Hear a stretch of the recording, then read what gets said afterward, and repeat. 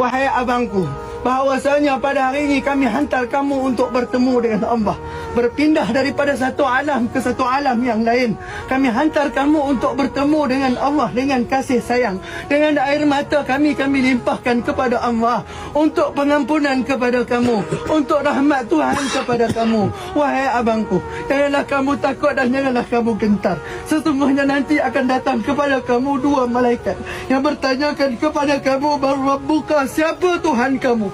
Maka kamu jawablah dengan lidah yang lancar, Allahu Rabbi, Allah Tuhanku. Kami mendoakan kepada Allah, semoga Allah memberikan kelancaran untuk kamu untuk menjawab setiap soalan tersebut. Allahu Rabbi, Muhammadur Rasulullah Nabi, Al-Islamu dini, Ka'batu kiblati. Wahai Allah, berilah kelancaran kepada abangku untuk menjawab setiap soalan tersebut. Wahai abang, janganlah kamu takut bahwasanya kami hari ini menjadi saksi dia.